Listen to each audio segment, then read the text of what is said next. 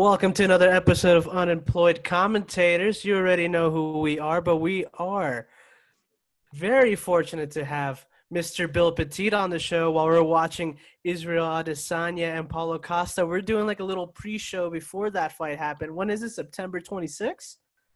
September 24th. 24th. 26th. No, 26th. Right. All right. I was right. I remembered. So before that, we're going to be watching Yoel Romero versus Paulo Costa and Israel Adesanya versus Anderson Silva. We're going to be studying their footwork, whatever they did on that fight.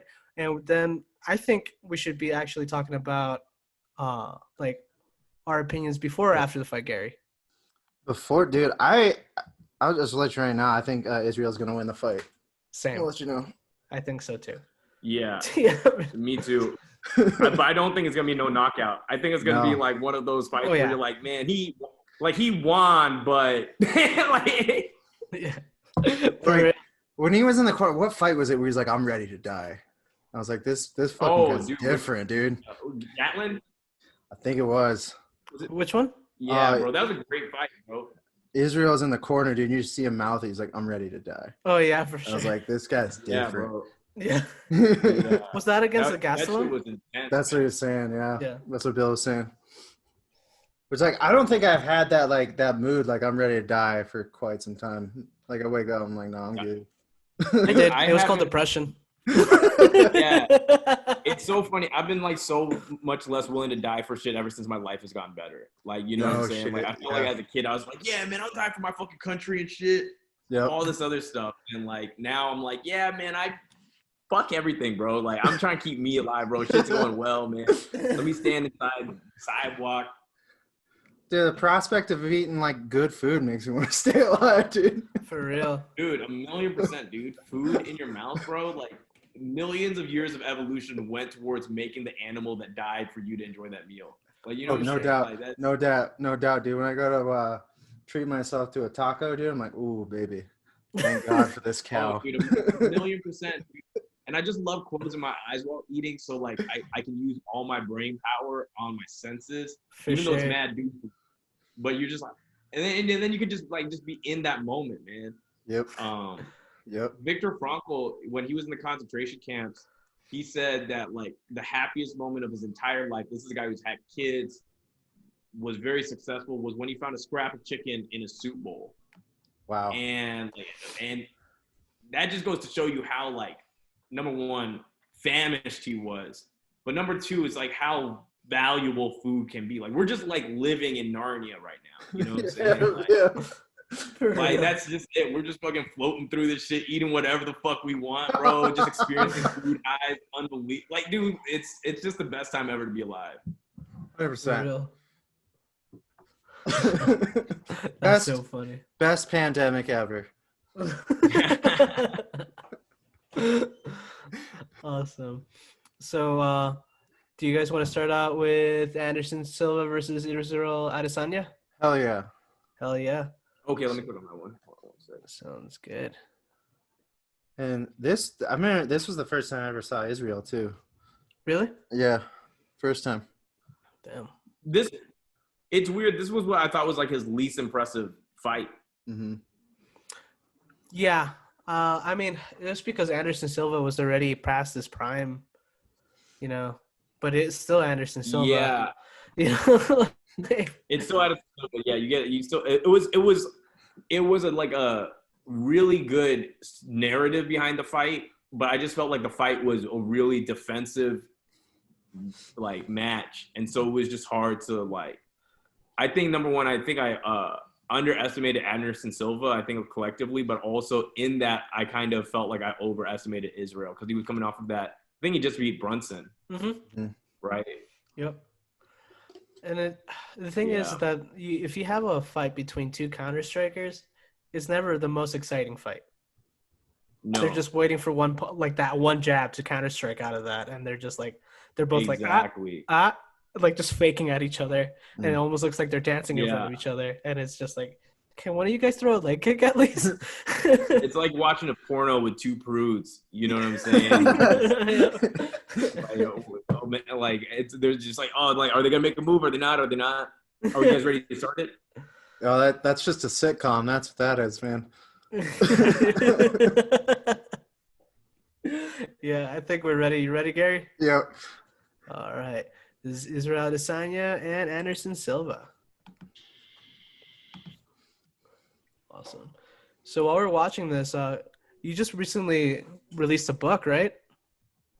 Yeah, man, called Power Bible. It's and yeah, it's been actually good, man. We've already sold and made like $1,600 off of it. So in like the first couple of weeks, that's increasing, man. That's awesome. That's why I don't want Trump to ban TikTok, bro. Sole promotion, bro, on that shit, bro. I mean, it's like having a ad for a Minnesota Timberwolves game, and every day, just like you post that stuff with the amount of reach you get. Yeah. Are you guys on TikTok? I was on TikTok for a little bit, and then his shit, like when Trump started banning it and everything else, I was like, fuck it, dude. There's no point. Yeah. I'm gonna stick to what I know. There's no point. Yeah. I was like, I'm gonna stick to what I know. Just hawking shit on the corner. Yeah. Yeah. Instagram, titties, ass, occasional tweet. Yeah, The dude, good stuff, man. Put my ass on a sink and flash it over Instagram, dude. You know what's up. Yeah, bro. Put an inspirational quote. Yep. Yeah, it's like tomorrow is never tomorrow, and it's like, bitch, that's not how English works. Like, Yeah. God is good. God is good. Yeah.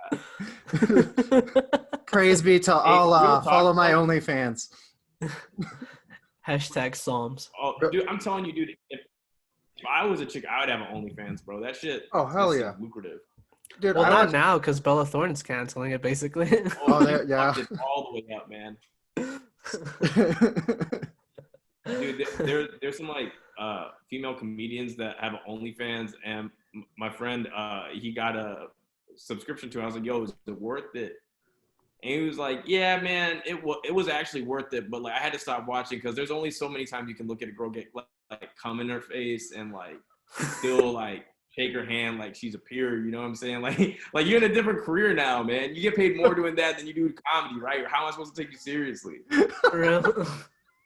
But that being said, I'm very pro sex work, like not in a douchey way. I think honestly, we should just legalize escorting. For sure. 100%. Because I don't think that women should have to like, if you want to like profit off of your body, why should you have to, why should you have to make it like public, right? Like with stripping and with porn or being a cam girl, all that stuff can like, it's like a tattoo. It mars you for life, right? Mm-hmm. Whereas if you can just be a covert escort for a few years, make some money during a difficult time, and then never look back. Yeah. That's crazy. On a similar semi-related note, if you could pay like UFC fighters to come fuck someone up at your school who was bullying you, that would be dope. Dude, I would, man, bro. If that would be so fucking lit. That's such a good idea for a sketch. You know what I mean? Like you're like, oh, you shoved me in a locker yesterday and called me a bunch of homophobic slurs. Meet my boy Anderson Silva in his prime. Nah, bro, Yoel Romero, bro, in his 20s, man. Yeah. Or I get Mike Perry, dude. That's really who I get. Years and shit. Mike Perry would fuck up my teacher. Bro, on accident too. He get the wrong person and then make you feel bad about it. He will fuck up your teacher and the teacher's dad, dude.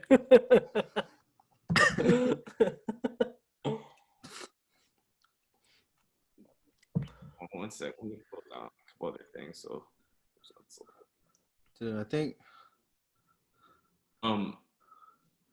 there's a lot of Daniel Cormier. Did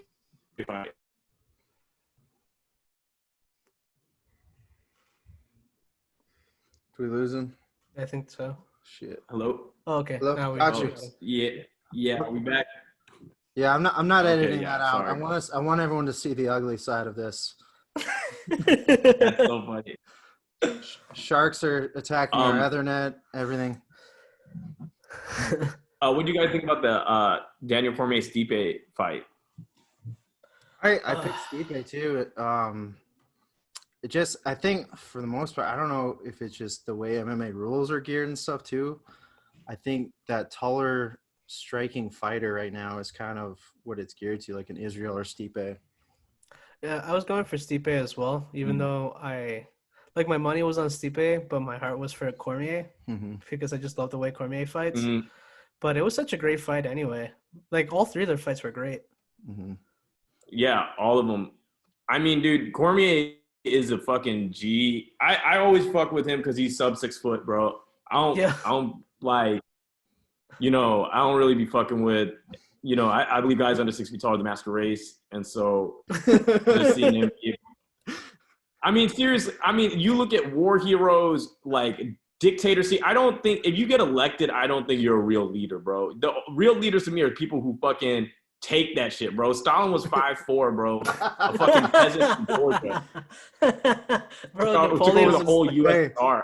It's because when we the started... whole Bolshevik revolution was a bunch of short dudes because, tall guys don't believe in communism. That's just not a tall dude thing to believe in, bro. Like, you know what I'm saying? You're already above people and shit. Why would you believe in an egalitarian society? Like, that's just not a move. It's the cookie jar theory of Bill Beteet, man.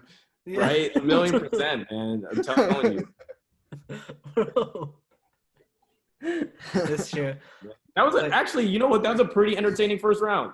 Yeah. Was it? I think I like this fight as far as like personalities, the way it was marketed in that story to get like two of these like dynamic Bruce Lee inspired fighters, I think too, with this anime shit talking kind of aesthetic too. But I'm going to be honest with you. I don't know if it's that Anderson was fighting worse opponents or what. I think old school Anderson would fuck up Israel. Like watching just the way he moves, bro, in some of his old fights. I'm just like, this dude like moves like he's in the fucking Matrix. Yeah. That one he had against Rich Franklin, I remember, and Forrest Griffin. When he fucked up Chris Lieben in his debut fight, dude. I was so like, that was scary to watch. Hey, what's y'all's opinion on Chael Sonnen? Dude, Chael Sonnen, I think he's one of the best wrestlers the UFC's seen. I think he's a pioneer of shit talking, and I love it. Yeah, I love his show, The Bad Guy thing, bro. Yeah, I've been watching it since the pandemic. The pandemic has kind of sucked up so much attention that it's even like hard for famous people to be famous during the time. Like you got to do some outlandish shit. Yeah, like I feel like if you were famous before the pandemic, there's no real guarantee you're famous after the shit. You know what I'm saying? Like exactly. Like, even like Israel, like I was like a super big Israel fan. I really keep up with his career. This Paulo Costa fight, I think, just has all this narrative. And even I've kind of been like not giving a fuck about UFC just because it's just there's so much craziness going on, and I don't have that much attention to give. I was talking to Gio about this. I was like, MMA has become my favorite like sport during this pandemic. It's like everybody else, like really? NBA, NFL, were like, man, I'm afraid of getting this virus. I don't know, like so much going on. And these fighters like Masvidal are like, yeah, a week later, I'm down. Send me the location. Yeah. Let's do it. That's so fun. I mean, yeah, these guys just don't give a fuck about. I mean, these dudes get paid literally fractions of pennies on the dollar on what they produce. Yeah. It is.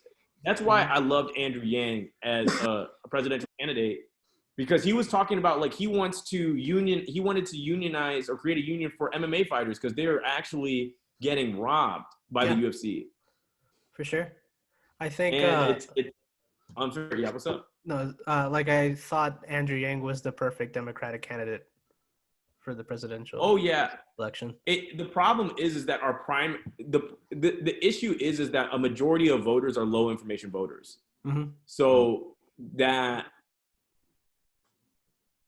I think a thing that's really important to a presidential election, an internet bubble, because we're all like millennials and Gen Zers, but boomers don't really use the internet, and they're a majority of who votes in primaries, especially in places like Iowa and New Hampshire. That was a good exchange. Yeah. Ooh, yeah. Yeah. Dude, I'm gonna be real with you. I want to see fucking Israel and Darren Till fight, man. Ooh, yeah. Ah, yeah, dude. I wanted Darren Till to win that fight against Robert Whittaker just for that fight. I think it would. I think that would be a fight where I would, I like Israel, but like Darren Till, this new kind of formation of him since getting knocked out by Masvidal, and after he's stealing the fucking taxi, I think I like that. I like those two personalities. I just like it. I also love his entrance song, "Sweet Caroline." Oh, dude, I did not know that was his entrance song. Yeah. That's so, He only does it when he fights in England, so the whole crowd just goes crazy. that's so funny. You heard that the version of Sweet Caroline with the gunshots instead? Yeah.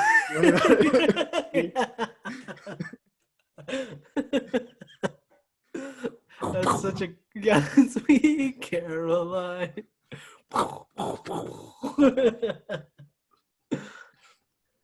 Look at this clinch work, man. This is why I like having Bill on. Bill is one of the. I've told you this repeatedly. I think you're one of the smartest people I know.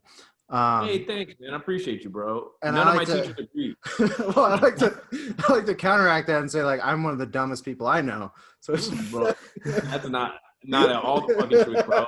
How have you been? Like, we haven't really fucking talked since we fucking hung out in New York. Oh, dude, a lot of working, buddy. I mean, shit, kind of like what you've been doing, just keeping busy. And Yeah. I get it too. Like when you put your nose to the grindstone and kind of focus on shit, it's hard to kind of keep stuff in your mind, I guess, with people. But I'm like, people are always in my heart for sure. 1,000,000%, man. Yeah. I think like there's a big part about being a man where it's like if you have these big things that you need to do. Like I had this product launch that happened like right after I got to France, and I had been working on all of that for over like a year and shit, and like all these different things fucking going wrong. And then so when that finally got done, and it was so funny. I had my product launch. It was really successful. I'm in Amsterdam. I opened for Tony Woods. Damn. Great show. And we're joking about Corona, bro. We're like, blah, blah, blah. I'm like, yeah, Corona's hard for me because I like fucking Asian bitches. Like, that was like, like, you know, I'm like, that's how I judge how hot an Asian chick is. Is she worth getting Corona for, bro? Like, that's. And then, number one, let me qualify this statement by saying that's not what I actually believe. I know that Corona is colorblind, and I know that blacks are actually overrepresented in being infected in America. That being said, I love how being a comedian, you say. Dude, I love how being a comedian, you have to say like a little like side, like, by the way, I don't really believe in this, and then you say the joke. Yeah. Dude. So one of my best Disclaimer. friends, one of my best friends who I did the product launch with, just got called out by Jerry Seinfeld, the New York fucking Times. Jerry Seinfeld wrote a fucking op-ed about him because he wrote that New York is done forever. Dude, was it the Stand Up NY? Yeah. That's like my fucking best friend, right? And he, and then Jerry, he was like, man, like, you know, I believe what I wrote, but like I was also just writing like a fucking catchy headline, like, you know what I'm saying, you know, and it's kind of like that same comedian shit where it's just like people are gonna hold you to your premise, and it's like my premise is not just because something's my premise doesn't mean it's my reality. Mm-hmm. Yeah. No, I think it's. I mean, we lose track of hyperbole and exaggeration as a rhetorical device too. 1,000,000%. I think That's why it's like important that it's context, like that is context and not content. And I think like in a weird way, like rounding it to MMA, like Kel Sonnen was very much good at that and getting and then using that. Well, I mean, I don't know if a Chael could exist in a contemporary space in the same way. Like, actually, here's the thing. I don't think MMA fighters can really get fucking canceled because never. Them dudes, like, there's something savage about the shit. Mike Perry is still employed with the UFC after punching an old man in the face, knocking him out. That's so funny. I mean, same with Conor, man. I mean, Conor threw that dolly. Like, headline, UFC fighter works off the clock. That's the only problem, dude. Yeah, that's so funny. Yeah, you just want them to just keep it in the ring. I mean, John Jones, bro. Yep. And here's the thing. I want to be a John Jones fan. I really do. Mm-hmm. But then he always just makes me not his fan sometimes. I think there's do something. I'm like, man. I said something to this with Gio too the other day where I was like, dude, John Jones was like actually like out of any like professional athletes talking about like protesting and stuff, like this motherfucker was grabbing spray cans from kids and kids weren't fighting back. They're like, oh, yes, sir, we'll give it to you. I actually saw him in the protests in Albuquerque. You know what I mean? He was like just picking stuff up. Yeah. Well, I'm glad he did that. That's what's up, man. Yeah. I mean, you know, whoever his PR person is. Yeah, did a great job. For sure. It's a good look. For sure. It's like, I'm going to tell you what, bro. Like, it's crazy during, like, I watched, this is probably me getting shaped by the Chinese government, but, like, I had a lot of my views change on this stuff because I definitely have never been conservative, but whenever the riots started happening, initially, I was like, oh man, that makes us lose our narrative and blah, blah, blah. And I was so worked up about it. And there were all these TikToks that kind of like surfaced where people were saying like, hey, look, like part of you getting more mad over the destruction of something that can be rebuilt is actually part of the fucking problem. And in capitalism, you have to destroy, or in anything, in order to make a real protest, you have to destroy something that the culture finds as valuable. Mm-hmm. And for us, that's capital producing markets. That's why it feels so spiritually offensive. But you see that, like, my friend St. James made this point where he was like, Will, like, you know, because like there was like 1 million people gathered in Paris. All over the world, people are gathering together. Would they have done it if there was no riot? Probably not. Yeah. You know, and so that's the other thing. And also, I didn't even realize this. Martin Luther King, the Civil Rights Act didn't get pushed until he was assassinated and the people rioted for 7 days. And so I think there's been this mythos of civility transforming laws or making change within the country. And I don't think that's always the case. That being said, I don't support fucking looting. I think that's fucking dumb. But I like, once again, I always make the equivocation when people are getting so mad about the looting. I was like, dude, do you not understand that, like, dude, $1 trillion mysteriously went into a bunch of select businesses' hands that didn't need the fucking money. Yeah. And I think, there's something it's so easy to understand how wrong looting is when you see people break down a Coach store and clear it out. You know what I'm saying? Yeah. Like, just clear it out, and it looks egregious.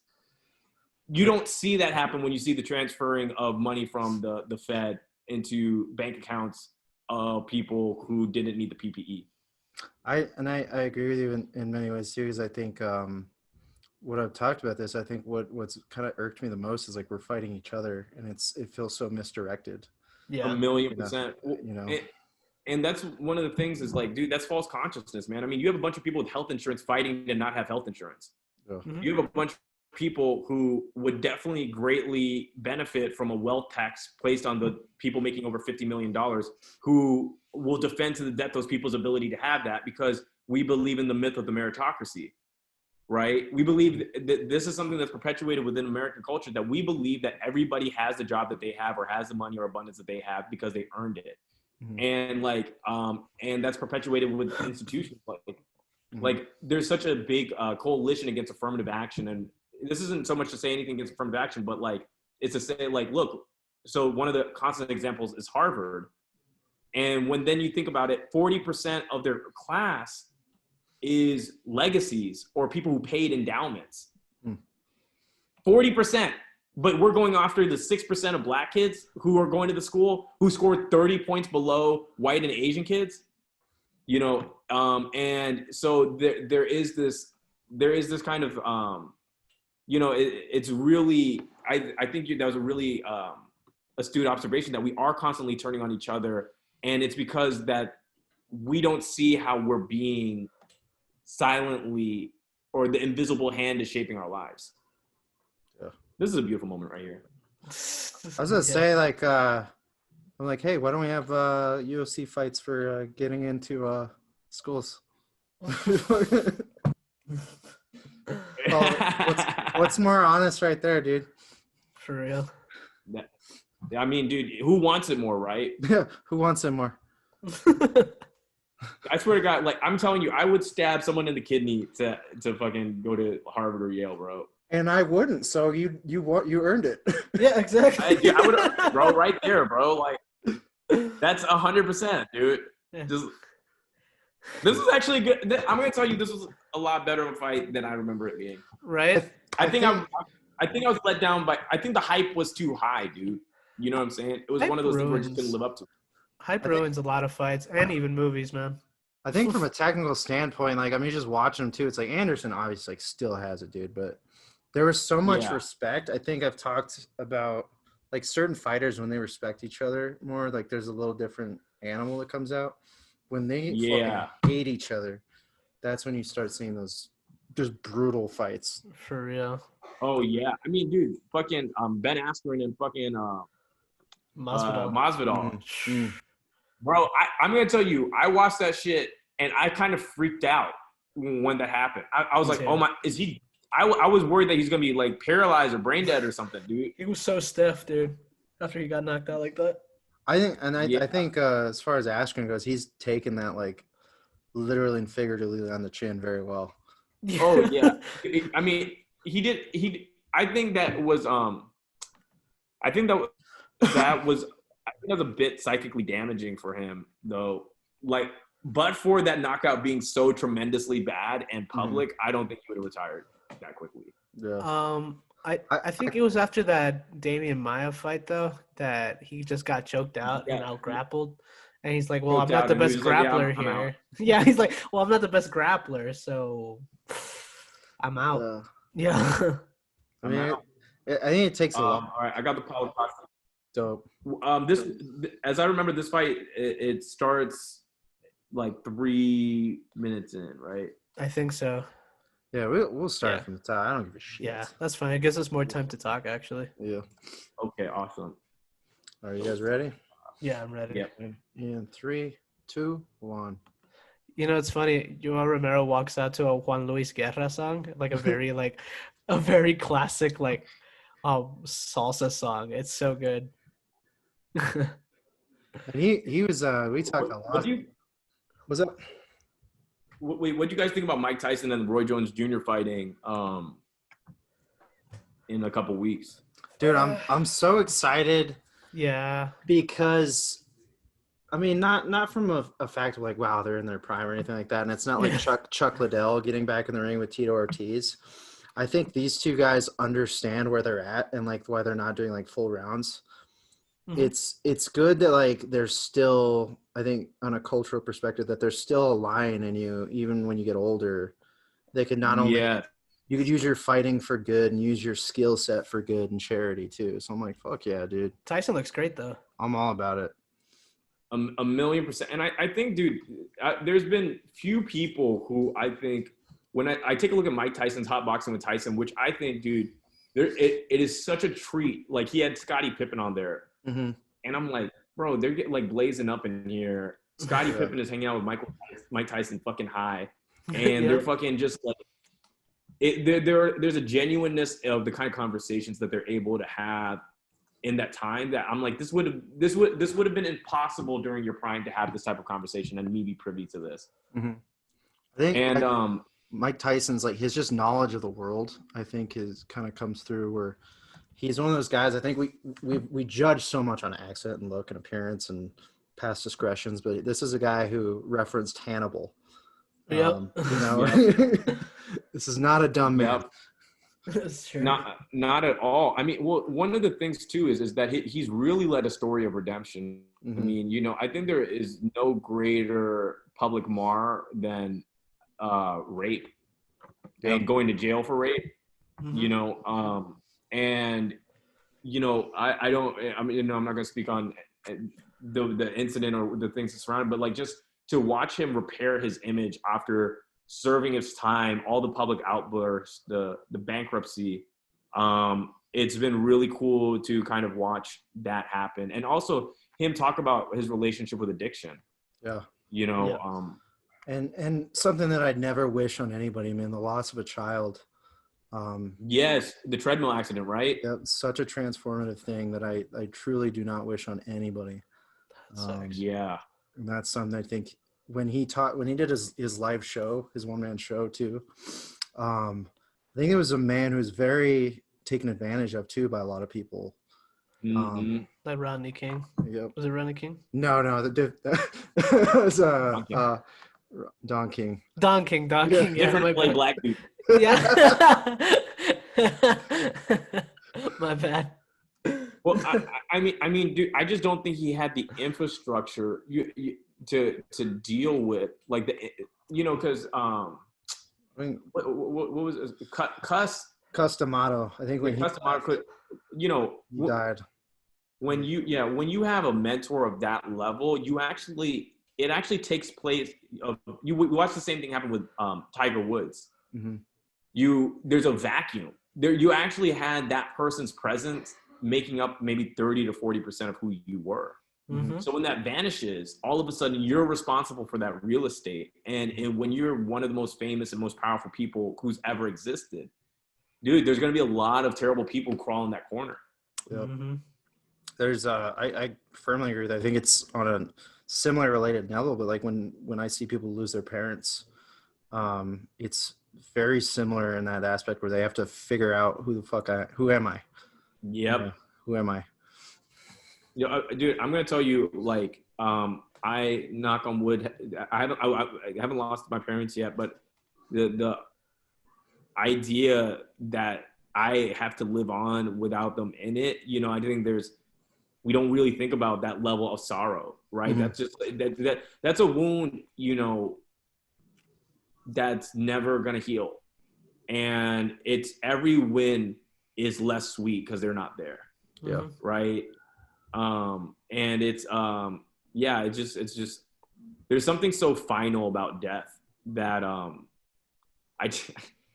I find it weird. Whenever I was younger, I was like, I'm not afraid of dying. And we talked about this earlier. It's like, I'm terrified of it because I realized, look, this might be it, dude. It's been an extraordinary privilege to exist. Mm-hmm. Like, honestly, it is perhaps one of the rarest events that could ever occur in the universe, a number so close to zero that we would always round down the probability of our own existence. And yet, you know, people say like, yeah, and then it goes on even after you die. I'm like, dude, this sounds a lot like wishful thinking. I want to believe it. Like, I believe in our afterlife because it's fun, but I'm not going to act like there's an afterlife. And I think there's a difference between when we use the word belief and knowledge. And I think belief is something that we would like to be true. Mm-hmm. And knowledge is something that we are going to build our life around. And this doesn't mean you actually know, but you're going to make decisions because you believe this, or because working from the premise that this is true. Yeah. Right. Like I you know, I'm going to walk across the room because I know that my legs work, you know, but that's a tremendous privilege too, man. If you really think about it, just being able to move your fucking legs. Yeah. Dude, is one of the things I used to think about was like, you know, I would always ask, you know, some fucking, back when I was a lamer fucking person to go on dates with, but I was like, you know, I was like, oh, like, what is the thing that you think you take the most for granted? And, you know, they would say, oh, I think my parents, or blah, blah, blah. And I was like, you know what someone has never said? What? The air that I use to make this sentence. Like, the fact that you're fucking no one thanks the fucking air, bro, and no one thanks their fucking lungs. Your lungs and have been a fucking OG this entire fucking time. No time off, bro. Yeah. And people just don't even think to thank it, bro. There are people's lungs who just fucking quit, just like, nigga, I'm out. I mean, same with kidney. Yeah. I think like this sport too, like, I mean, like any sport really, like what I always enjoy about when you get that good lung blow and you're just grasping for air. And that's all. Oh yeah, that body shot, dude. That's all you can think about. Or that ball shot that he just got. Oh, bro. Can you get a little bit grasp on this? Yeah. So so this has to do with the ball shot. Yeah. So this actually has to do with the fight. This is actually like contextually significant. So I'd seen this girl, and she, like, one of the things she did was, like, when I was about to, like, you know, come, she like grabbed my balls and it felt like really good, right? So I tried it on myself earlier this week. Where I was like, that felt like I was like, let me get this. And so, like, I'm jerking off, and I grab my balls. But guys, like, mind you, I deadlift almost like 500 pounds. So my grip strength is quite different than her grip strength. And I push, and then all of a sudden I finish, and I'm looking down, and there's a lump above my dick, like in my pubic region. And I'm like, has that always been there? And then I feel my ball sack, and it feels like lighter. Like it's like I'm missing something. No, dude. And I'm like, no fucking way. No, So dude. I just like push it, and then my ball slides back down from my pubic region back into my nutsack. And I'm like, holy shit, what the fuck just happened? So I call my friend, Jay, and I'm like, dude, this just happened. And he starts Googling it, and I'm like, and I didn't think that this, and like, it's like it's supposed to be like, you're not supposed to do it, but it's not like uncommon. But I was terrified for the rest of the day. Like my ball left my ball sack. I just didn't know that's how your body works. You dislocated your testicles, dude. You dislocated your testicles, bro. Dislocated it and then relocated it back in like a box. You trooper, bro. Dude, I'm gonna tell you, man. Like, not a pleasant feeling. We'll never squeeze my own balls again. And honestly, if I ever go that way, we'll never squeeze another dude's balls. My hand's too strong. I think when you get I really feel like when you get a nut injury, that changes your perspective. Like when you're a kid, you're all playing like nut tap games and stuff like that, left and right. Yo, yeah. I got kicked in the nuts so hard out of the blue one day. It turned blue when I was in 8th grade. I had to go to the hospital, dude, and I was like, I just hope I can jerk off and come. Because I just hope I can get someone pregnant. Yeah. Like that's like so. I'm like, oh my god. It's so crazy. So it's weird. Like a lot of girls, like, you know, when they're asking like, oh, what's your thing? And I'm like, you know, I'm just like into just like trying to get you pregnant, but like terrified of that reality. But like the 100%, like one girl was like, oh, so you have a breeding fetish? And I'm like, I think that's just sex. Like, I think that's just like why are we just calling the functional purpose of sex that? But like, yes, there's a reason why we look at hips. You know what I mean? 1,000,000%, dude. To me, it just feels like a waste to not try to get someone pregnant every time you're having sex. That's why I only have sex with like rich women who have like UIDs. IUDs. Wait, is it IUDs? Yeah, IUD. Yeah, IUD. It's IEDs, improvised explosive device. Jesus, man.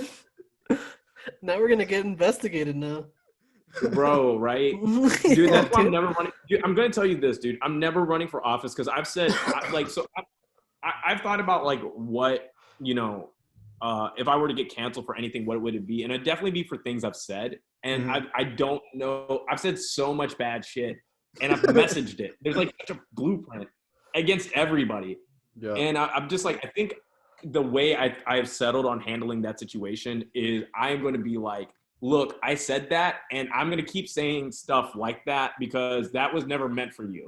Like, I don't think you can judge me on some shit that was said that wasn't meant for you. This was meant for other terrible people like myself. Like, and like, I'm an equal. I've said terrible things about every group, so I think like it just works out. And whoever's gonna fuck with me is gonna fuck with me because I don't think anyone's gonna believe that I've changed. Right? If I'm like, no, that was like. It's boom. Oh shit. Ooh, it's that age-old dilemma between like what you say outweighs what you do, but it really doesn't. No, it doesn't. It doesn't. Not even a little bit. Well, here's the thing: is Roseanne, right? Yeah. So the problem with Roseanne is when you tweet something. So I was initially like, dude, I was talking to my friend Jay, and I was like, we've said way worse shit than Roseanne said. Yeah. For sure. Yeah. Yeah, and he was like, yeah, but you and I would never tweet that. So imagine what the fuck she's saying behind closed doors, and she's saying that publicly. And I was like, oh shit, you're right. No, but the thing is, like, most comedians are a lot funnier backstage than they are on stage, just because, you know, there's no one censoring us, and if someone rats on us, we already know who it is. No, 1,000,000%. Yeah. It's that a glasses wearing geek. Yeah. Yeah. No, not you, bro. Not you, but the other one. Like the you know what I'm talking about, the non-Puerto Rican glasses wearing geek. You know, I appreciate that. Clone. Yeah, I appreciate that. Yeah. Don't worry. I should be wearing glasses. I just walk around blind all the time. I've talked about this a lot too, where like there was like racial slurs I didn't even know were racial slurs. Like what? Yeah. Like for Gio, like pork chop. Oh yeah, I had no fucking clue that was a bad one. Because they used to call Puerto Rico Puerto Rico. And yeah, but I don't care though. Like, it's whatever, you know. I'd hear it like they'd call like the Puerto Rican guys like pork chop, and I was like, oh, that's like a fun nickname. Well, yeah, I think the thing is I think it has to do with the violence that was carried around while saying that. I don't think anybody's like, hey, there goes a bunch of pork chops. Let's go fucking string them up. Like, you know.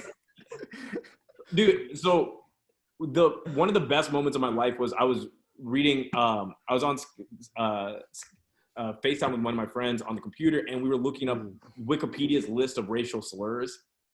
And like, tell me why, bro. Tell me why, like, whenever it's like racial slurs, like for like Black people or Asians, that shit is like, you could feel the hate in it, bro. Like I'm just like I'm like, man, these guys really put in some thought. But then I'd read the racist slurs for Italians, and they were like calligraphy. It was like, I was like, man, these do not sound offensive. No. We'd get like wops and guidos, shit like that. Are you Italian? Yeah, I'm Mexican Italian. Oh, okay. Oh shit, I did not do that. Yeah. So my thing is, whenever Italian people get racist with me or say racist shit, I just be like, dude, you know you guys aren't the Romans, right? Like, those are different motherfuckers. Like, you'd just be like, oh, you motherfuckers are the ones that killed Jesus, right? right? Oh, dude, I bring that shit up all the fucking time. Whenever people say the Jews killed Jesus, I'm like, nah, nigga, what Jew you know named Pontius Pilate or whatever? Pontius Pilate. Hey, Pompous Pilate. Hey. Hey, let's go kill this guy who saves this guy. Let's go kill this king of Jews. Hey. Mamma mia. I'm gonna whack this Jesus guy, eh? Yeah, this guy says so funny. Joshua's not his real father. Let's get the Tell fuck you out what, of here. you give me 6% because that's how we do it on the docks here, okay? Whenever we ship to Carthage, we ship them to Carthage, bro. Have you been to Italy, bro? Yeah. No, my aunt is from Naples, and I guess like my family's from Torino. I love Italy. But I've never been. Dude, Italy's great, man. Yeah. It's beautiful. It's the classiest ghetto I've ever seen, bro. Like, you know what I'm saying? Like, you just see a bunch of like pirate-looking Somali motherfuckers next to like world-renowned. Rome is one of my least favorite cities in Italy. I love Florence. Florence is beautiful. Rome is a shit show though. Yeah, it's great, but it also is like it was like somebody. It's like an old dude who's attractive but hit his prime in high school. Yeah, for sure. For sure. Holy shit. I feel the same way with Venice though. Yo, yeah. I mean, Venice is gonna be underwater, bro. Yeah, dude. That shit is like Atlantis, man. Bro, dude, you're walking in there, there's water just fucking pouring into fucking cafes and shit. That's how you know Italians willing to live with the shit, bro. And there's a guy that would try to pickpocket you. I'm like, dude, yeah, okay, my wallet's like cool and all, but you need to get the fuck out of here, bro. Get out of here, bro. Yeah, buy a ticket to another city. You live in the EU, bro. Yeah. Fucking. Just give me back my social security card and we're good. Dude, why are you carrying around your social security card, bro? You're making yourself so vulnerable. I like to live on the edge, bro. Bro, just like at any moment, anybody could have my life and take my life. Dude, I got that shit tatted right here, bro. No, I'm taking it out of my wallet, dude. Bro. Yeah, show it to the screen. Just hold it right here. Yeah, for sure. If I have it, I don't know if I still have it. Bro. Like, what's your blood type too, bro? I'm O positive. Oh, is O positive the best one? I can donate to anyone. Yeah, that's what I think I got the same too, right? Fucking you fucking blood slut. Yeah, bro. Dude, that's like the new racism. We'll just go on blood types. That's how we'll do it. Blood types, dude. Yeah. I love You're that. such a blood slut. Well, here's the weird thing is like, bro, the most racist acts in history have all been carried out by people of the same race. You know what I'm saying? Like, genocides are always of people who look almost exactly the same, bro. Like Hutu and Tutsi, bro. Who the fuck can tell them apart, bro? Well, like, you know what I'm saying? It's the age-old star-bellied sneeches versus everybody else. Yeah. Wait, what's that? Dr. Seuss. Oh, okay. Oh. Also, a huge anti-Semite. Oh yeah, drew for Playboy. I think the most racism I felt was in Puerto Rico. Really? Really? Yeah, my nickname was Negro. Really? Mm-hmm. Because Are you part black? I'm considered black there, but like there's Afro Latinos, and I'm just like, like I feel for you guys, and I know they get treated worse than I do because there is a lot of colorism. Dude, I'm gonna be real with you, dude. That's why I love Germany, Denmark, Sweden, all that shit, bro. Cause like I'm half Indian, half black, dude. I don't fuck with India, bro. Really, like I love my heritage and shit, but like, dude, like the colorism is just insane, bro. Like I'm like, I'm gonna go get. Like I have like these like Aryan chicks calling my skin beautiful. I'm gonna go over here and have some girl be like, let me see your passport to make sure you're worth it. Like, you know what I'm saying? Like, fuck out of here, dude. Like, They're like, oh, your skin color. I don't think you're wealthy. You came from a wealthy family. I yeah, think just that's how on some India. like dumb shit. Like, well, like maybe if you get more fair, I'm like, that it's just like the dumbest shit, man. Have you But watched yeah, that Netflix show about like the Indian matchmaking? no. It's good, dude. It's crazy. They get really deep with it. What do you mean they get really deep with it? Like when it comes to areas where they come from, what is their profession like, and they're very picky. The women are very picky, especially when it comes to like skin color and everything. Yeah, dude, that's what I'm saying, bro. Like, is like my profile would be pretty lit because I'm a UK citizen, American citizen, I'm a lawyer, all this other stuff. But like, then someone's gonna be like, yeah, but he's dark. I'm like, yeah, nigga, fuck you, bro. You're a lawyer? Like, yeah. So, hell yeah, dude. Thanks, man. I appreciate you, bro. Yeah, for sure. So like for me, it's like it's so deeply baked into the thing, and this is the other thing I don't like about Indian culture is they're obsessed with black culture but hate black people. And I'm like, yo, like, and honestly, I'm gonna be real with you. That's what pisses me off about Dominicans. And I'm going on the record by saying this. Like, if you're a Dominican who's like, I don't fuck with black people, like, fuck you then, bro. Like, because a lot of Dominicans in New York be like, yo, what's up, my nigga, blah blah blah, all this other shit, and then not fuck with them, be so anti-black. And I'm like, yeah, keep that mess to yourself, bro. Puerto Ricans are the same way too, especially with Dominicans. Like they look at Dominicans like lower than them. That's it's always the motherfuckers at the bottom of the totem pole that be the most racist and shit, bro. For real, dude. For real.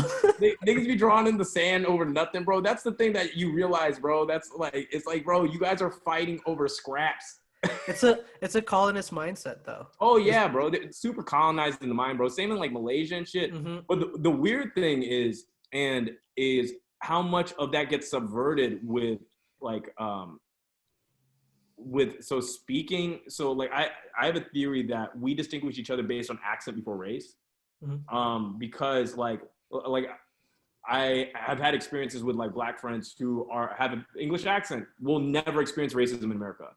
Yeah. And that's because there is something, I think, more like in our primordial part of our mind that's like, oh, like race tells you something about somebody, but it doesn't tell you that much. But the way somebody sounds tells you even more, right? And how they present themselves and all these other things. So like race is generally a shorthand for a lot of the stuff. The other thing I've noticed is like, this is another weird thing. The less I've given a fuck about colorism and shit, the less other people have been fucked up to me about it.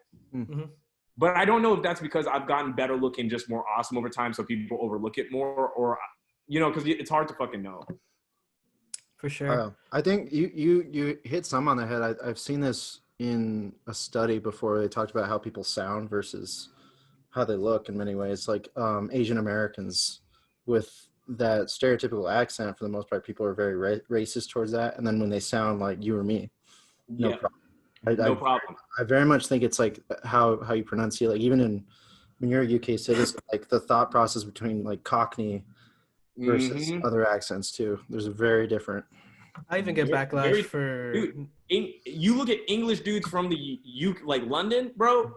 Them dudes fuck mad bitches, bro. Like everywhere they go, bro. Like them niggas is fucking wrapped in hoes, bro. And you're like, what? This is they're on cheat codes.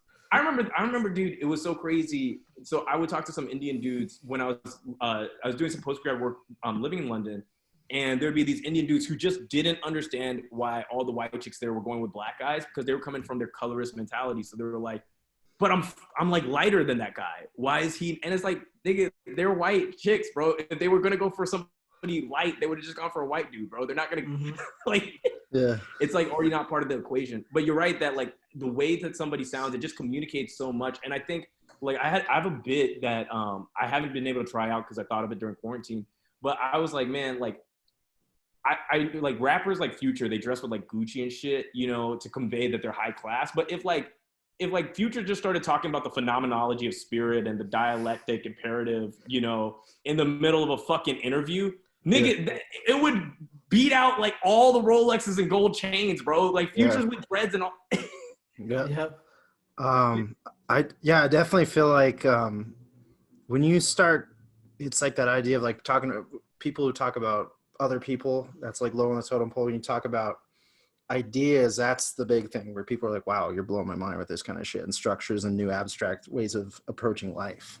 1,000,000%, man. You like, you're kind of like when you're an architect for these ideas, you put them in people's head and they're like, oh shit, like I never looked at the world like that. But I think a lot of times people are limited by their vocabulary. And I think it's something we don't stress on enough in our education system is like every word is literally a psychedelic experience. Like, especially like if you really understand some of these words, bro, you're like, oh fuck, it's unlocking your mind in all these different ways, like to really understand a word. And I just don't think we really teach people how magical language is because we take it for granted. I think like there's certain, I think certain colloquialisms and idioms too that really spark a different idea in my head too. Like even just hearing a word like happy hour, completely different thing to very different people. Yeah, I think of drinks. But where at too. Yeah, exactly. A million, dude. Yeah, happy hour at you know, a lot of people said Romero won this fight. Romero, I don't think so. Yeah, now I rewatched it and I think Costa won that fight for sure. Yeah, he was definitely. I think Romero had moments, but that's a weird thing. Romero will have some moments, and niggas will always be like, "Yo, he won, bro." Yeah. You fucking. I felt that way that Volkanovski and Holloway fight, the second one, because people were like, "Oh, you know, Holloway won." I was like, Volkanovski controlled that fight the last 3 rounds. You know, it's funny. I had an argument with Carlos Condit that night, and he's like, "Holloway was robbed. Like he knocked him down," and I was just like, "But dude, he was controlling the fight though." It's John Jones has won 2 fights where I really don't know how he won them. And no, Thiago Santos won that fight even with 2 fucked up knees. Yep. Yeah. And also, I'm gonna be honest with you. Who was the last guy he fought? The tall dude. Reyes. I think Reyes won that fight. Me too. And I think that's why he stripped himself from the belt and go to heavyweight because he can't keep up with these guys that are hunting for him.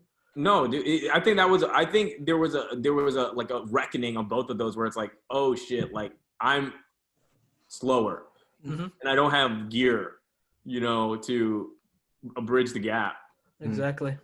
I firmly believe that like when I was wrestling too, it'd be a big difference even between 165 to 74 and then 184. Those like 3 weight classes. And there's just 20 pounds, but there's a huge fucking difference. You know, it's funny. I competed at my first tournament coming back to jiu-jitsu was 170. And then I competed at 139 after that. Damn. And it was such a huge difference, but I felt more in control at 139. Oh, yeah. I mean, I don't do any of those things. But you can deadlift 500 pounds. Well, I was going to bring up that nuts, I do have done powerlifting competitions. I have always just still come in last place because whenever so I compete in the 147 weight class, and the dudes in there are just still way stronger than me. And also, it's a lot of dudes. So I'm 5'9", and these dudes are like, I would like to say like 5'6", 5'7", but their limbs are short. I have like a 6'1" wingspan. And so for bench, I'm like fucked, you know. That's true. Yeah, and like, dude, there's just a lot of strong people. Dude, powerlifting, I'm gonna tell you, I bet jiu-jitsu is like this. You're just surrounded by so many good motherfuckers because like when someone beats you, they just beat you. Yeah. You know, it's just like you got beat. Like, you know, it's not like any ambiguity. And it's like it doesn't matter how much you train, doesn't matter how much you like work on it. If someone's just actually naturally talented and has at least 50% of the work ethic you got, they're gonna beat you. That's just how it is. That's just how it is, man. I remember, like, my dad told me that with basketball. He's like, son, like, I don't doubt you'll be very good at basketball if you keep practicing all the time, but you will never be good enough to play in the NBA. And he's like, it's not just that you won't be tall enough. He said, you literally lack the fundamental, like hand-eye coordination, like athletic intelligence. You know, you're not good at dancing. These are all things that, like, people who perform at this level are good at. Like, you know. And I love like that's like the thing they're like dancing. Gotta make sure. Because hey, I've seen LeBron hit a 3 and go right into a boogie, and I'm like, that guy's got some rhythm. Rhythm, rhythm matters, bro. Like, dude. Speaking of which, dude, it was amazing to me that the NBA protest, dude. They're using all NBA arenas as places to vote during the 2020 election. This is fucking huge. That's smart, dude. I think that the Toyota Center in Houston, correct? That was their owner too. Is a huge Trump guy too, and that was like one of the things they were talking about, like a big concession for him to give too. Yeah, I mean, it works against that voter suppression narrative, dude. But like, here's the thing: is Texas isn't in play. Mm-hmm. It's really big for Wisconsin, Pennsylvania, and Minnesota. Mm-hmm. Sure. And also, it's gonna make it way more of an event, bro. Mm-hmm. Yeah, for real. Which is kind of interesting. I'm curious to see how it's gonna look with COVID too, like how they're gonna structure it. I don't know about you, but like I like the economy of design in some ways, like how Temple Grandin kind of influenced like cow structures going through like rows and following like fences and stuff. And like even when you go to the supermarket, like why are like the perishables on the outside, the stuff that's needed. So I'm kind of interested like how they're gonna figure that out and make it streamlined too, because that's gonna be a headache too. For real. Oh, it's gonna be a huge headache, but I think the logistical teams of these arenas are going to be better equipped than post office people and community rec people and stuff like that. And I think I think, one of the things that LeBron is really, and I've cultivated such an admiration for him, is that he has really been pushing this voter suppression thing because he's out here playing 4D chess. And I wouldn't be surprised if LeBron James is a serious candidate. I mean, assuming that democracy survives this election.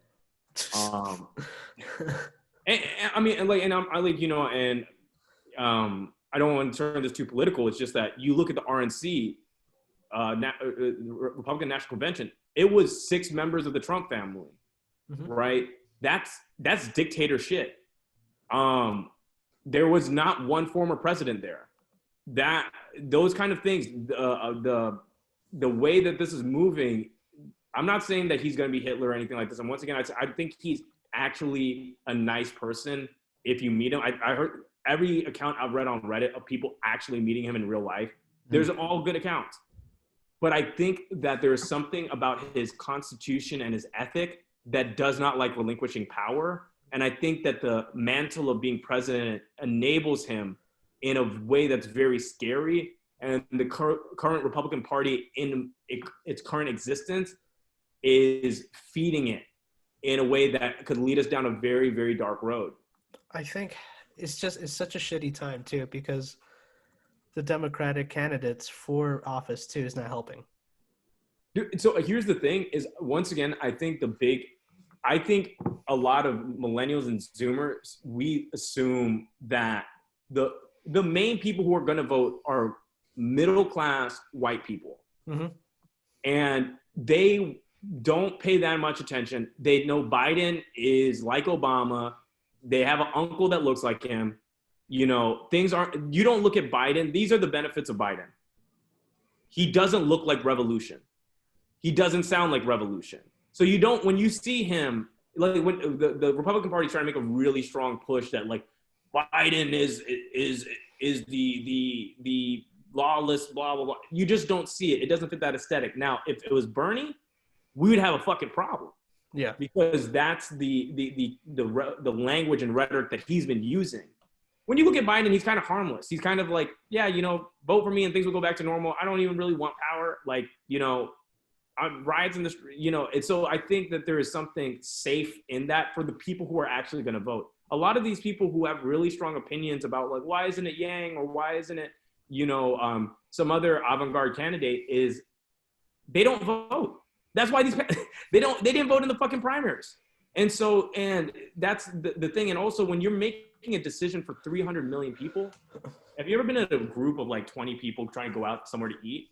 You end up going to Chili's. Or you go to McDonald's. You don't go to fucking the best restaurant in town because you can't get everybody to agree on that. So I think that sometimes we have an unrealistic expectation of what we demand of the highest office in the land. And I think it's supposed to be basic and boring and a small movement in the right direction. Because I gotta ask a question though. Yeah. Where the fuck do you find 20 people to go out to eat with? Oh, bro. I was imagining people with friends, bro. That was,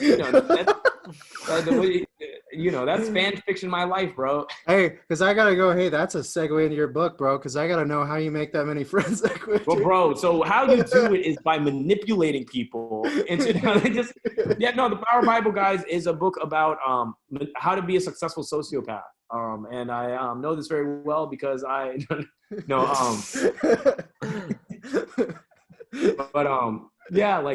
I just think there's a lot of this stuff at play. It's gonna be interesting to see what ends up happening in November. I just hope TikTok doesn't get banned. That's my big one ticket thing. Like, dude, there's so much shit where I'm like, hey, just don't ban this. We're good. I think that's what I get out of. I'm like, why is everybody trying to demand shit? What's the fucking problem here? What the fuck is the problem? Why? Since when is child pornography bad? What, like 6 months? Hey, that's something too. I think that angle, the child pornography angle too. I think that's something that people are legitimately. I think there's like some legitimately fears, but I think they're putting it on everything to the point. Oh, the QAnon people. Well, like, because there's legit shit happening, but it's like we're extrapolating or making it exaggerated to the point where it's just like pointing at the wrong direction for sure. Well, it's a diversion technique. Like, here's the thing: they say child's lives matter, right? Mm-hmm. But where was that energy for the 1,000 kids lost at the fucking border? Mm-hmm. Where was that energy for the kids suffering in Puerto Rico during the hurricane? Mm-hmm. Where was that energy for the homeless kids who can't get food in the morning? Mm-hmm. It's not about the children; it is a diversion technique. And yeah, dude, are kids getting molested? Yeah, but I bet there are way more kids getting molested because of us not funding good social policy than Hollywood elite sacrificing them to Cthulhu. Which, hey, if it fucking happens, fuck those kids. Who gives a shit? I'm gonna be honest with you. I don't really care. Like, they gotta hang out with fucking Kevin Spacey before they die. That's cool. Like that. I love American Beauty. Like, I just think it's a lot of things to take us away from the real issues. Like, dude, how are you going to talk about, like, child's lives matter, and then you're going to send your kids back to school during a fucking pandemic? Now their kids already fucking dying. So I definitely think there's some weird Epstein shit going on. But here's the weird thing about the Epstein thing. Dude, Trump was on a fucking indictment with Epstein, like, in 2016. Yeah. So it's like, even under that thing, and I think the crazy thing about it is that, like, we no longer, like, I was in a conservative group for a bit, trying to like talk to people, and I'm like, look, like, I'm using Reuters. Reuters is where Fox News buys its news. Well, Fox News is fake news. Reuters is fake news. And it's like, dude, are you basically just saying that anything that doesn't validate your current frame of reality is fake news? Because that's propaganda. Mm-hmm. And even with this kid who shot 2 people and shit, this guy got in an argument. Like, it's like 3 people. 3 people. Yeah, 3 people. And, like, bro, like, the angle I've been pushing, dude, is like, dude, these neo-Nazis are killing white people, dude. They're killing, like, fucking, dude, like, it happened in Austin, Texas. Like, this is colorblind. This is a real issue of this radicalization. And I was like, look, like, you take a look at Antifa. Antifa, dude, I don't know what Antifa is, but they throw milkshakes at people and break down stuff sometimes. They haven't murdered people until Portland, somebody did get killed, I want to admit. And whoever shot that Trump supporter, fuck you. That's disgusting. No one should die for the political beliefs. I've been looking at a lot of perspectives on that Kenosha thing from various ideals. And I think there's one that I kind of agreed on was all those people that were shot or even the perpetrator should not have been there. None of them were from Kenosha. Mm-hmm. It should not have been there. And it goes into this thing too where I think the way I've always been raised and believed too is that you go looking for trouble, it will fucking find you. Mm-hmm. It will find you. And I also are looking for it. Yeah, and I also see the danger about all this is that people see it as black and white. Like it's like one or the other. And there's so many gray areas and so many sub-genres of the problem that people don't really use their critical thinking skills or compassion with it and actually just wait to see what's going on instead of just putting the blame quickly. Mm-hmm. And that's the thing where, like, I don't want to jump the gun and say that kid deserves it. He probably deserves it. you know, like about the whole like him getting those charges, but it's also like, how do you say, you, even with Antifa, there's always going to be a bad person in any group that you're in. Bad actor, %1,000,000, dude. And we don't. And like this is the same thing. Like I'm not gonna fucking defend looters, dude. Fuck looters. Mhm. And here's the thing. I wish people would just say that. Fuck looters, dude. Like I wish people would just be like, yo, fuck them. Like you know, and like in New York, there was like a bunch of BLM people protecting targets because it fucks up the message. Mhm. With regard to the kid and the thing, I'm gonna say this. I feel like the president ruined that kid's life. When the president said, pick up your guns and defend our towns, he cost that kid his whole fucking life, right? Because I'm going to tell you, as a 17-year-old looking for fucking meaning, apparently the kid wasn't that smart. He had already dropped out of school. He's looking for fucking purpose, right? And he doesn't have any. He believes he's the hero in this movie. I have empathy for it. I have empathy for him, but the problem is he has a mom who drove him out there, armed him with a weapon. And like, look, like here's the thing: people have ruined their lives in a matter of seconds, all over the thing, and he's not any different. You cannot claim self-defense with you cannot lethally use lethal force for a non-lethal threat. Yeah, and that's the problem. There was no lethal threat for the first shooting. The second one, he was an active shooter. Now, is it an unfortunate circumstance? Do I even think that the kid like? I don't think he's evil. But I do think, look, no amount of sob story is going to bring back those kids, the other people's protesting his lives. And the scary part about it is that it's funny that like, you know, there's a big freedom of speech movement within the conservative, the right-wing pundits. We're the freedom of speech people. Yet they're the ones who are telling people not to assemble. They're the people telling you, if you don't like it here, you can leave. So it's what I find constantly and consistently is what I call it's a lot of political hack. There's like no consistency. They're willing to adopt whatever argument if it works for them in that stage of time. But they're not about freedom of speech because they're not respecting people who are going out there practicing their First Amendment. I think I just recently like read Tribe by Sebastian Junger, and I think his last chapter, not to spoil the book, but it was talking about like what is the most common cause of divorce, and it's contempt. And I'm paraphrasing, but he's talking about throughout our history as humans, the right wing, the left wing talk about which side's right, and he's like, here's the thing, they both are. You need people in your tribe who are you're gonna be like, hey, we don't need freeloaders. We need people, everybody contributing, but you also need people to understand, like, hey, some people need help. Yep. And a million. Yep. And I think we get so divided from the top. 1,000,000%. Yeah. That's all I got to say on that. I mean, like, I think you've hit the nail on the head. Yeah. Well, I think number one, I do agree that you have to. I think this is the problem.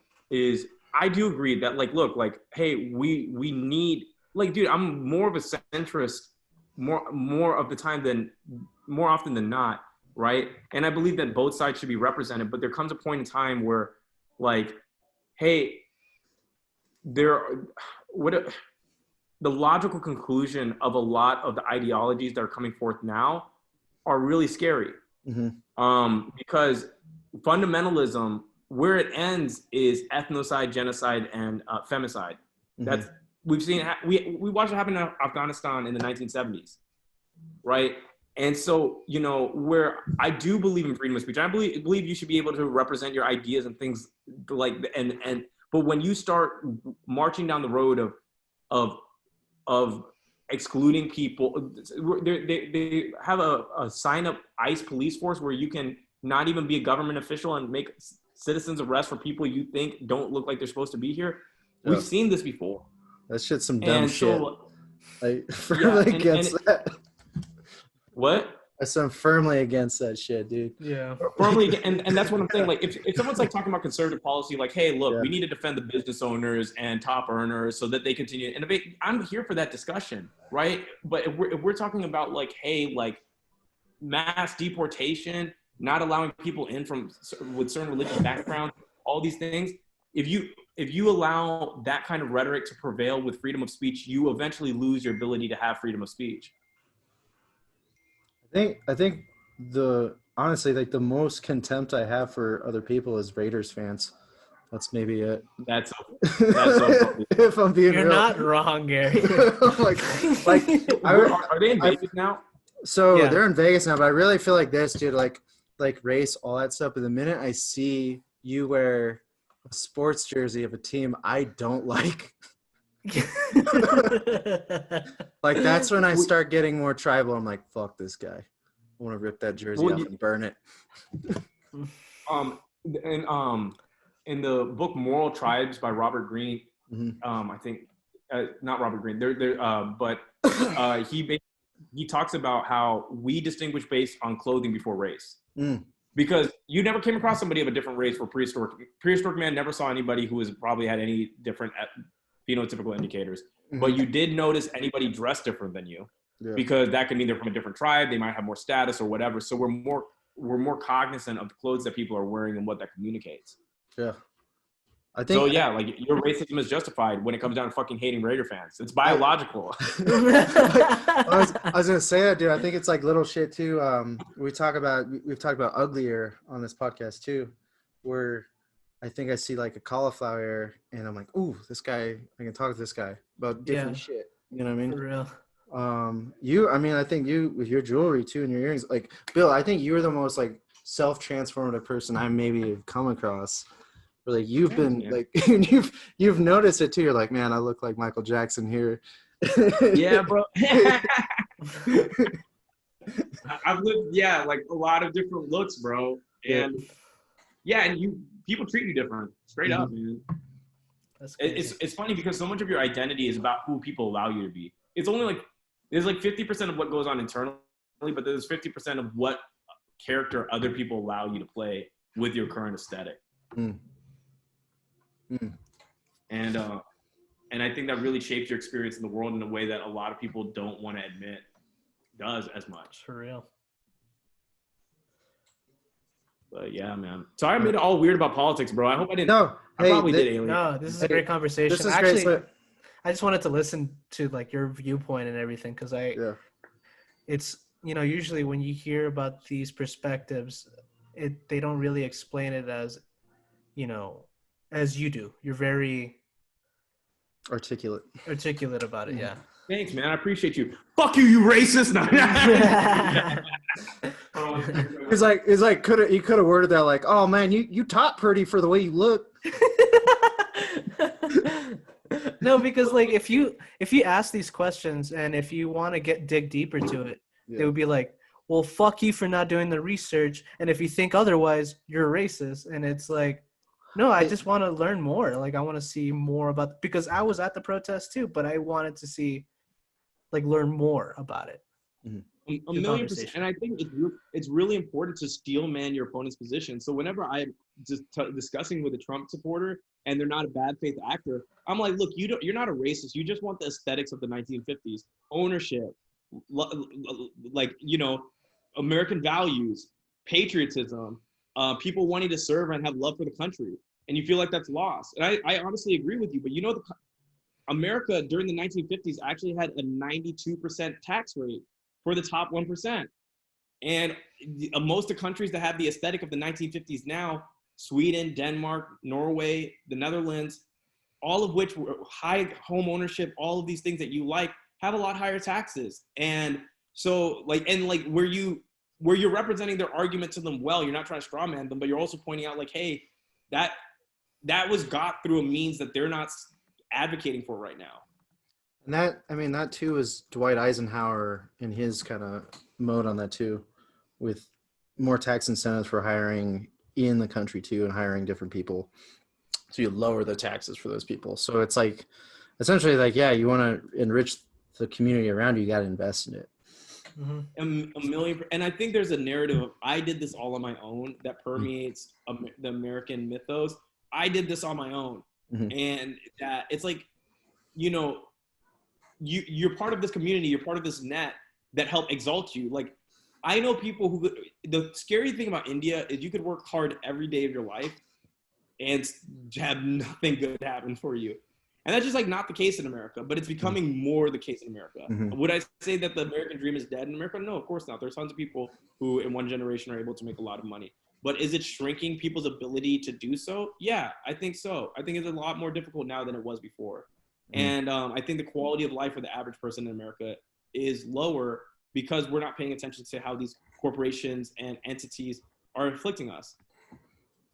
I want to piggyback on that. I think a lot of that's kind of like our cultural mythos is right individualism. And I think that's been attacked as a myth lately, but I think there's very much something to that. But when you look at Westerns, right, and how the ideology is kind of spread, even if there's a lone gunman, they're always working with other people. That's never been the case. Like when we talk about the Magnificent Seven as a cultural kind of landmark, it's a landmark movie both I think both ways the way you look at it. It's about people coming together and bringing their own individual flair as a team. And I think that's, to me, what community is. I think that's been lost. Yeah. Just the idea of cooperation, the idea of, and also I think this is the thing is I think the world is getting very complex and people would rather listen to a simple answer on how to solve those problems and listen to the right answer. Yeah. Because the right answer involves a lot of words and a lot of ideas that are scary to them. That it might not seem intuitive. Right.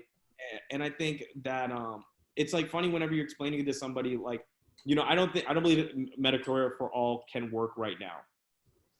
Just with the current system, you know, I would love it, but like but when you try to explain to somebody like you are paying for other people already with insurance, but you're also paying for like a CEO. You're also paying for all these other people, profit incentives and shareholders and all of these other things. So you're not only just paying for other people's sicknesses, you're paying for a bunch of other stuff that you wouldn't have to pay for in a different system. Exactly. But the idea, and like, here's the thing that like, you know, a lot of these frictions just come about because people don't like the idea. It's the concept of the welfare queen, right? And I have a bit where I was like, there's no bigger welfare queen than JP Morgan during circa 2008. No shit. Like, you know what I'm saying? Like, we bailed that bitch out, man. Like, and I think that's something that we create these straw men of somebody who's very different from us that is abusing the system rather than being like, look, like, you're not thinking about like the people who are just like you that are, like, I remember one of my friends, whenever the Obamacare debate was really big and I want to say like 2013 or whatever. And he said, you know, well, what about Shawanda with like 9 kids and blah, blah, blah. I was like, what about a Robert who just graduated from college, has a lot of student loan debt and had appendicitis and didn't have insurance yet because he hasn't gotten a job. And now he has to declare bankruptcy. And now he can't find a place to live. My heart's breaking for these kids graduating this year. I really am. Wait, what? I said my heart's breaking for these kids graduating this year, man. Oh yeah, dude. Like, a girl I dated, she's at Harvard Law right now. She's supposed to be working her 2L summer. Like that, literally how much debt she's taken on to get fucked over by this pandemic, dude. You know what I'm saying? And like, the thing about the law is, the law is just like a quagmire, like Quagmire from Family Guy. It's like, they don't give a fuck if you're old news after a while. You know?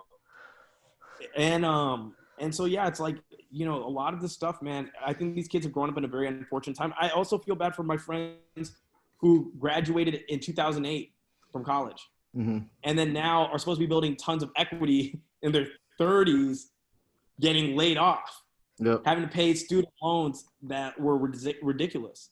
And I think one of the things that's unique to our generation is it's so rare in human history where the cultural capital of your parents could ruin your life, where, you know, for your parents, it was universally a good decision to go to college.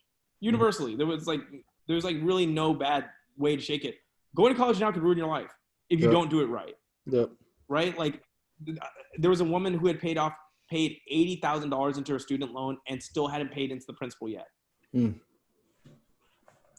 And you're like, fuck.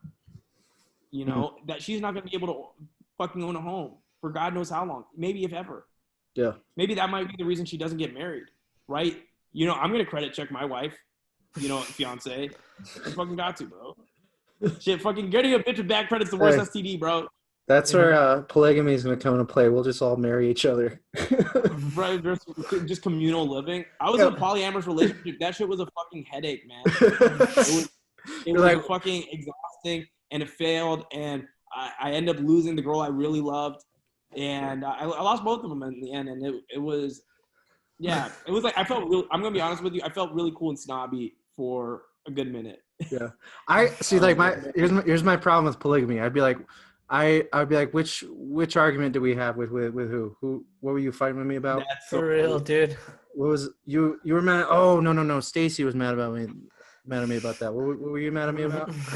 Yeah, for real. All right, figure out who you wronged. Yeah, I'm like, fuck. Just so emotional labor, dude. I settled on this. I just don't think I'm rich enough. I think you either have to be home, like dirt poor, like hippie poor, or super rich in order to be like have a successful poly relationship. You can't or have a cult, money. Dude. You gotta have a cult. Dude, the thing is, I don't Charles like Manson it, bro. I don't like women who can't not like me. Does that make sense? When you're a cult, they're like your fucking slave or whatever. So it's like it's not even fun. Like I started this for the pussy, but it's just not. It's just not working. No, I want friction, and all this other stuff. With being a cult leader, just seems the mental real estate of it. I've imagined it before, but I think it's difficult about the cult too. Is to start a cult, the first requisite is that you let me have sex with your wife. Yep. I mean, you have to prove you're committed to God. That's every cult, man. They're like, hey, let me have sex with your wife. You got to commit. Yeah.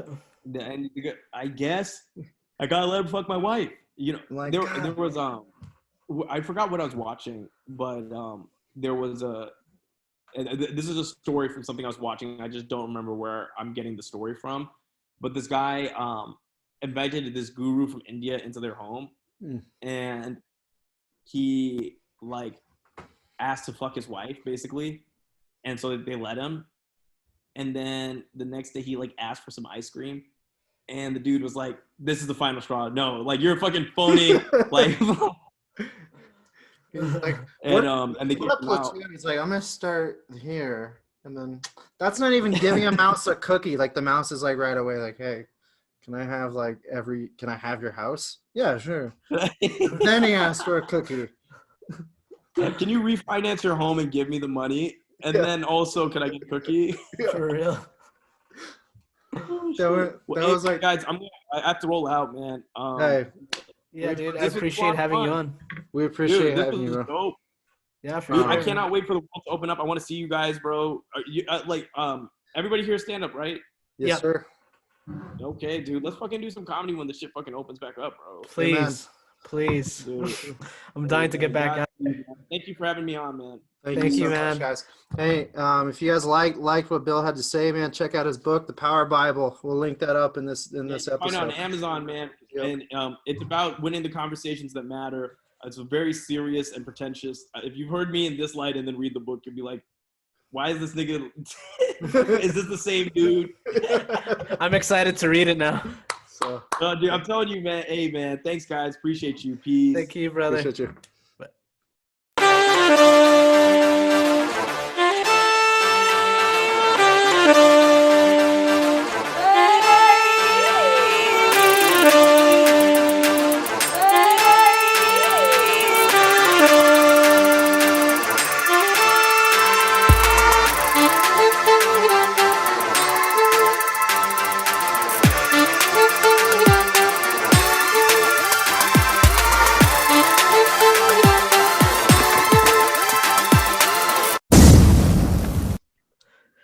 Well, thank you guys for listening. If you guys love this episode, you should check out our past 3 episodes or 4. Who knows? Who's counting? But if you like that, please visit our past episodes. Check out bestworstcantina.com for more content. And see you soon or next week or whatever. I'm new at this. Stay unemployed. Stay unemployed.